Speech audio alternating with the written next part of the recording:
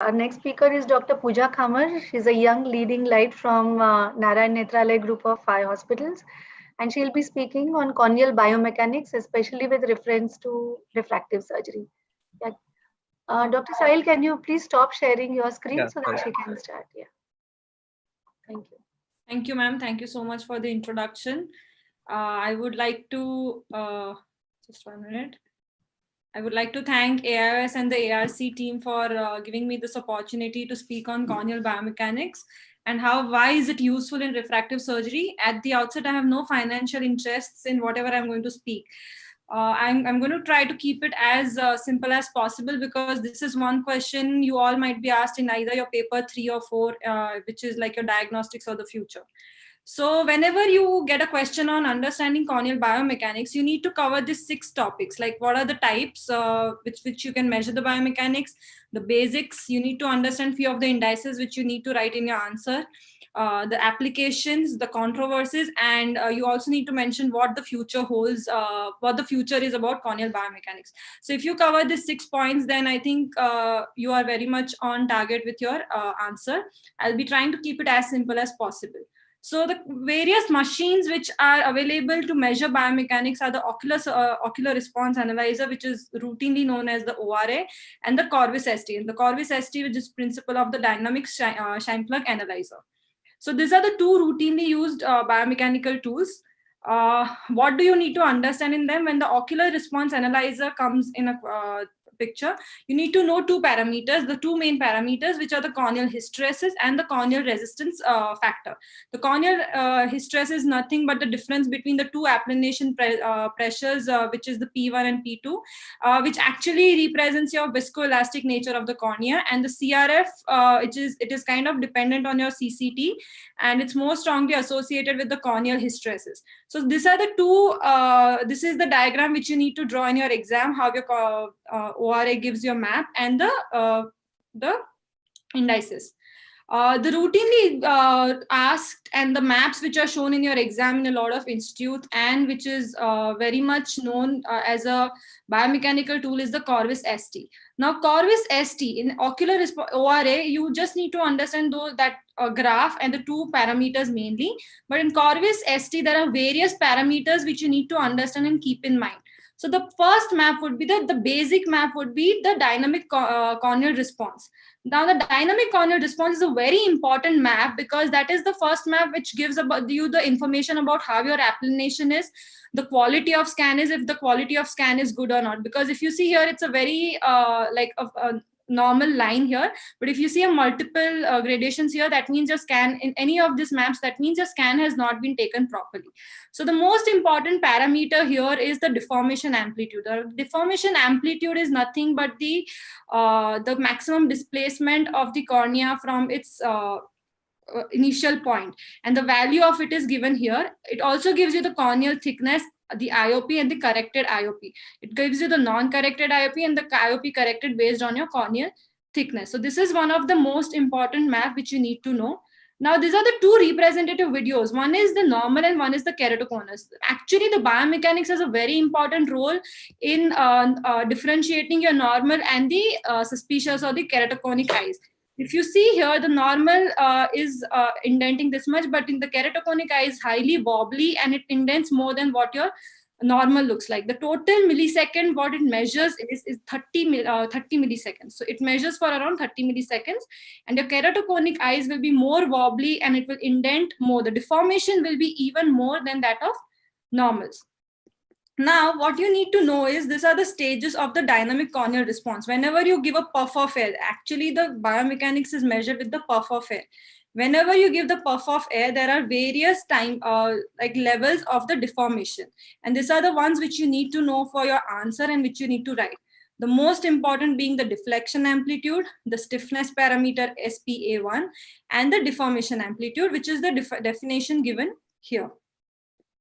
This third comes is understanding indices. Now, why are the understanding indices important? As we are moving, advancing in refractive surgery, the indices are also becoming more and more in depth, they are becoming more vast, and we need to understand them in depth. So the second map which you need to understand is the Vinci-Giura screening report. Now the Vinci-Giura screening report, it gives you an SSI parameter and it gives you this all various parameters, but the most important parameter is the Corvis biomechanical index. Now, what is Corvis biomechanical index? Corvis biomechanical index is nothing but it is a composition. It's a total index which merges the deformation amplitude ratio, the integrated radius, the Ambrosius relational thickness. It takes your relational thickness into consideration. So that is why this is a better parameter compared to your deflection or deformation amplitude, because it takes your thickness also into consideration and the stiffness parameter. And at the combining all these parameters into consideration, it gives you one value of CBI. Now the normal value of CBI is anything less than 0.3 is normal, 0.3 to 0.5 would be suspicious, and anything above 0.5 would be abnormal. The next parameter which came into picture was a combination of BAD-D, which my colleague Dr. Sahil has already explained very nicely. BAD-D was combined with the CBI, which is the Corvis biomechanical index. So the tomography and the topography was combined to give you a total biomechanical index. So here also the value of TBI is very important to differentiate between the normal and the suspect corneas. Your topography will tell you very clearly whether it's a normal or a keratoconic cornea, but the biomechanics comes into picture when you have to differentiate the normal and the suspect KCIs, which is the FF cases, which when your topographies are not giving you a clear picture. So as I said, the TBI value, anything above 0.29 would be suspicious, and CBI above 0.5 would be abnormal. And this was a report, like a study done by Professor Ambrosio and group, where they said the sensitivity and specificity of both of these indices, when you take this as a cutoff to suspect ectasia, was around 90 to 93%. The next comes, whenever you talk about biomechanics, it's based on the modulus. It's based on the tangent or the second modulus, and there are various stresses involved, stress and strain mechanism involved in considering your biomechanics. So this is all what you need to know, and you just need to name them when you are talking about modulus and the corneal biomechanics. Now, why is it important? Like we all know that the biomechanics is dependent on all of them. So we have one more parameter, which is the stress strain index. The stress strain index is based on the Young's modulus, and it is derived from one of few of this finite element simulations, and it is given as a curve, like a J-shaped curve. Now, these curves are representative of the intrinsic elastic properties of the cornea. If the curves are shifted towards right, which is here, which is less than 1, it means your cornea is softer. However, if the curves are shifted towards your left, which is the value is more than 1, it means it's a stiffer cornea. But however, the limitation here also is that this is the normative value based on adult population of 50 years or more. So whenever you're understanding that for a younger patient, you have to keep this parameter into, you cannot take this value as like, okay, it's less than 1, it's abnormal. No, you have to keep other parameters and your scans also into consideration. But where is it more important and how it comes into play? As your topography gives comparative map to know whether it's your keratoconic eyes or whether your condition of the disease is stable or not. Now the biomechanics also gives us an aid. You can put the 2 visits of the biomechanics into your machine, like into the software, and it gives you whether the stiffness of the cornea has changed or not. It will show as it has not changed at all, not significant change. Your pre and the post treatment visits are the same. Or it will say that, a post treatment, for example, your refractive surgeries eye, post treatment, it has become softer. Or it will also tell you whether the post treatment your cornea has become stiffer or not. So here is the main place where your SSI parameter comes into consideration. Just like your topography comparative maps, you can use the SSI comparative maps to see the treatment outcomes of your cross-linking, your refractive surgery, post-refractive surgery. If you are suspecting ectasia but you're not sure, you can compare your 2 visits of SSI and know whether the cornea has become softer, whether it's not changed, or whether it's become stiffer post cross-linking. So this actually helps in gauging your treatment outcomes like your topographies. The next thing is controversies. Now, these were the applications where all you can use it and the indices, but there will always be controversies. For example, if you see this case is not a very normal case. This patient came in for refractive surgery opinion, was a low myope, -2 dioptric spherical. If you see here, there is some amount of asymmetry present. However, a bad D was normal. And even though there is a suspicious topography and some amount of inferior steepening present, your biomechanics and all the parameters are within normal limits. And these are how the epithelial map looks like, which are very important in your refractive surgery. And Dr. Srikanesh and Dr. Rohit had a wonderful discussion on it. So epithelial maps are also within the repeatability range, and the keratoconus summary showed that this was a normal cornea. Though it's looking suspicious, it said that all the parameters were within normal limits. Now, this is the second case, classic case of a keratoconus. Bad D, yes, it's suggesting of keratoconus. However, if you see here, the CBI is 0.03, which is very well within normal limits. All the other scans are telling that it's a keratoconic eye, but your biomechanics is suggestive of that it's a strong cornea. Now, what do we do with this patient? So now this is about the future. In future, we now are working on polarization sensitive OCT, where you can image your collagen and see how the orientation, the density of your collagens are in your eye, and how in each right eye and left eye, and how it correlates with your indices. So if you see the first patient where the topography was suspicious, but all your parameters were normal, this is how a normal orientation of the collagen looks like, the retardation maps. And if you see the patient, it is also healthy, dense collagen. The orientation and of the fibers are very well within normal limits. This is the first patient. So suggesting that, yes, the biomechanics, which is showing it as to be a stronger cornea, it is because your collagen is healthy here and dense enough. That is why your biomechanics, this is a strong cornea and not a weak cornea. Now, interestingly, here, if you see that this patient is a FFK, a suspect keratoconus, a keratoconic eye. This is how your normal looks like. Why was the patient having a normal CBI?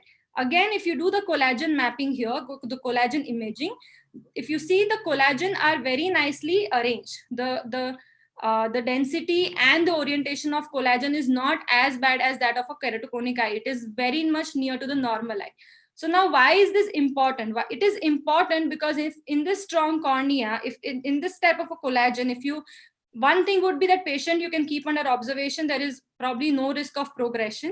And second thing is, okay, if you have to do a cross-linking also, if you go ahead and do a cross-linking, because of a good orientation and the density of collagen, post cross-linking, your patient might land up in scarring. So you have to be very watchful when your biomechanics is trying to say something. I've just shown these two examples along with the collagen imaging, that biomechanics is not always telling you the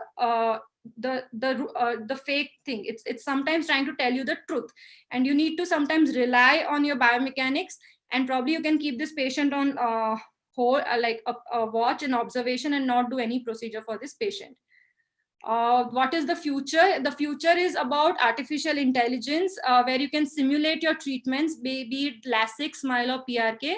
So this was one of the papers which was there published as a work of my PhD, where we simulated that when we can predict the outcomes of the refractive surgery, be it LASIK, SMILE, and PRK, and compared it with how the outcomes would be if we can predict it preoperatively without doing the surgery. So what we have done now is we have converted this into an artificial intelligence-based software. You can see the screen here. After this, I'll be showing you a video. This is the first ever software where you can predict the outcomes of refractive surgery, whether you do a surgery, whether your patient post-operatively would be fine, or whether the patient might land up into ectasia, or it is safe to avoid a surgery. So this is just a quick video of how this software works. This is the software EcuSim. You just have to, you don't need any elaborate thing. You need to enter your Pentacam data, your Corvis data. Once you have all this data, you need to enter, you just need to import your CSVs, which is there already on your computer. And you enter your flap thickness, your refraction, your cap diameter, optical size, the thickness of the epithelium. And it takes, at this point of time, it is taking around 45 minutes to run, but we are trying to work on it. And in future, it will be just like your any other topography or biomechanics report, which will be right away in the hand. And then at the end of it, you get this report of what the outcome of the surgery is going to be. So if you can see here, it gives you that this is the preoperative corneal stiffness, which is given by the K-mu. And this is the predicted post-operative corneal stiffness. It also tells you whether it is in the normative range or whether it is not, whether it's in the abnormal range, whether preoperatively it is healthy to operate or not. So it gives you a lot of information and tells you whether you can go ahead with the surgery or not. And it's a very elaborate software. It has taken like thousands of eyes into consideration from various surgeons across the world. And this work has been done in collaboration with Oculus. So, and just to say that how well it matches, the dotted line are the simulation, and the straight line, the continuous line are the ones which were which were actual patient outcomes. And if you can see, they are very well matching to the simulation and the patient outcomes. So just to summarize, your biomechanics can help in detecting the mild forms of early stages of ectatic corneal diseases, where your topography is not trying to give you any information. It also helps in early detection of post-refractive surgery ectasia. It helps in tracking progression of keratoconus, and it helps to tell you whether is it like, it helps in timely intervention of whether to do a cross-linking and not. And what is the real future? The real future is the AI-based prediction, which you need to know, and you have to also mention about the future when you write your answer. Thank you. Thank you, Pooja. That was a very crisp, wonderful talk. After having heard all that Pooja has to say, I have just one question, because I think we'll be running short of time. One question to the expert panel, and of course, Pooja too.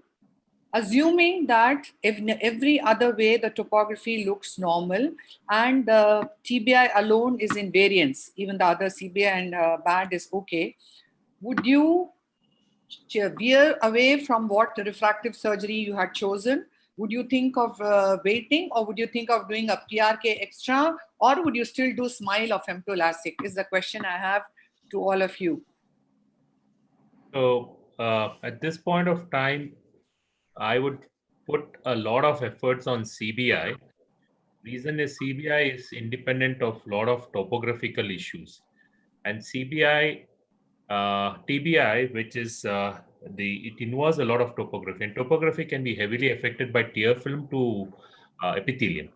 So if CBI is abnormal and TBI is normal, then I would give a option of PRK and not extra, because PRK itself has a strength of an extra. I think that whole extra discussion is going to be done by Sharon at the end of we have a talk by then. But more and more insight is coming up, and I'm sure the machine was not wrong all this way. This may not be relevant for the PGs who are listening to us now, but of course, they will also be part of this once they get into a fellowship. Or what I would like to say is, as our understanding is evolving, what are previously misunderstood concepts are becoming much clearer, I think, when you start looking at it holistically. Anything else to add, or shall we go on to the next talk? I think what Pooja spoke about, I think, may have gone over the heads of most of the postgraduates.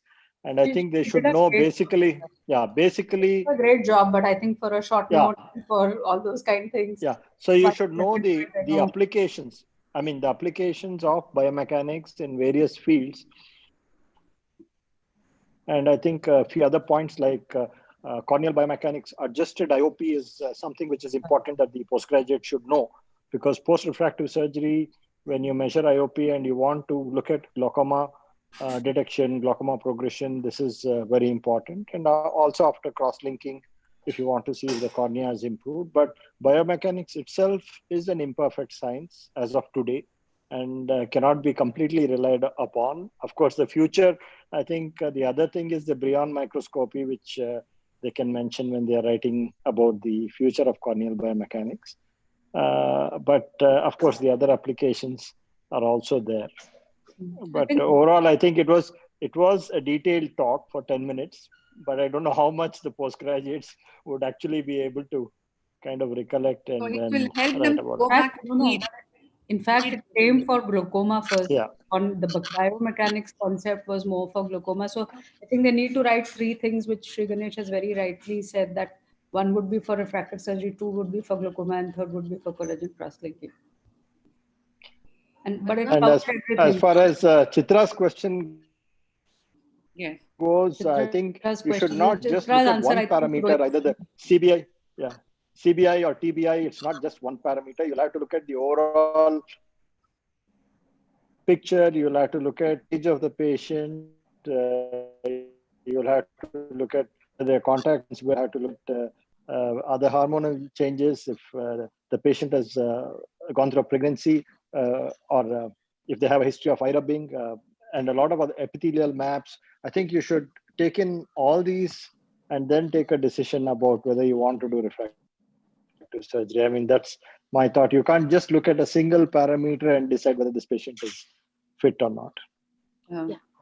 I think. Yeah, shall we move on, Maya? Yes. Thank you, Dr. Pooja. That was a really great, insightful talk. I'm sure the PGs would have appreciated it.